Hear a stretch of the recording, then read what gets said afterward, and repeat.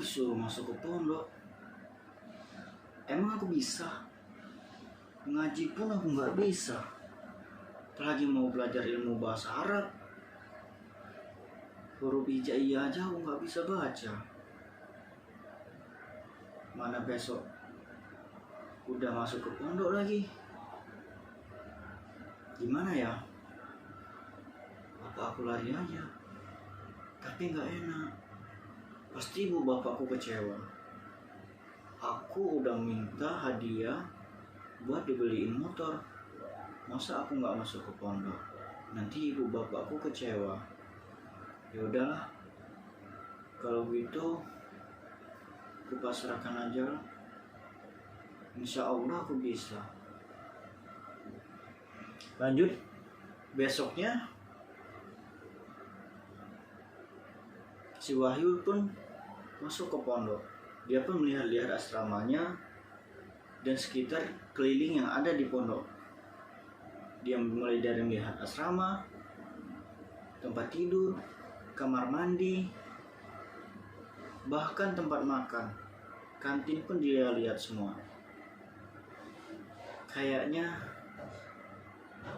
si Wahyu benar-benar penasaran dengan suasana yang ada di pondok. Lanjut, tibalah di malam pertama di mana mereka semua melakukan perkenalan, mulai dari kakak pengurus hingga ke santri-santri baru.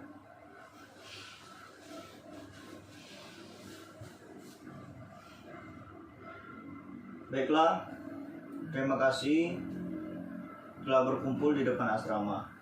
Jadi malam hari ini kita akan melakukan perkenalan.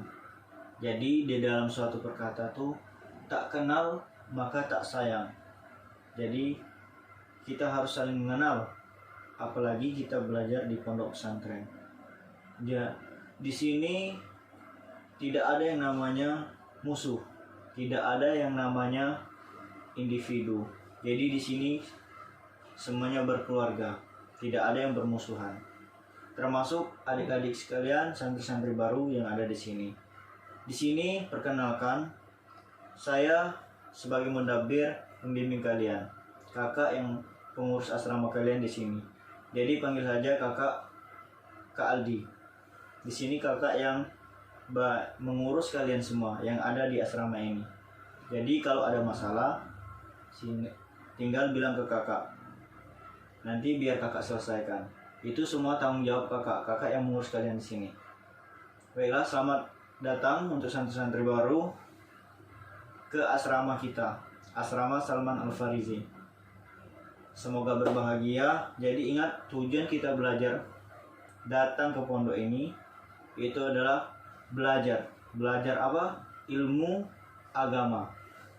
Jadi semuanya harus membenarkan niatnya untuk benar-benar belajar ilmu agama di pondok pesantren ini. Jadi kita itu harus membanggakan kedua orang tua kita agar mereka tidak kecewa. Tujuan mereka memasukkan kita ke sini bukan untuk bermain ataupun cari musuh. Jadi tujuan kita masuk ke sini adalah untuk belajar ilmu agama. Satu saran kakak kepada kalian yang masih baru di sini, ingatlah suatu pepatah yang mengatakan itu adalah menjada wajadah. Yang apa artinya? Ada yang tahu? Tidak tahu kan?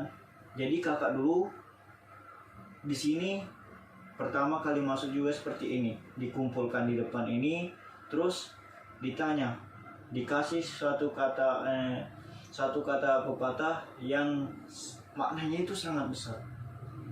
Yang tadi yaitu menjada wajadah. Terus menjada wajadah itu artinya apa, Kak?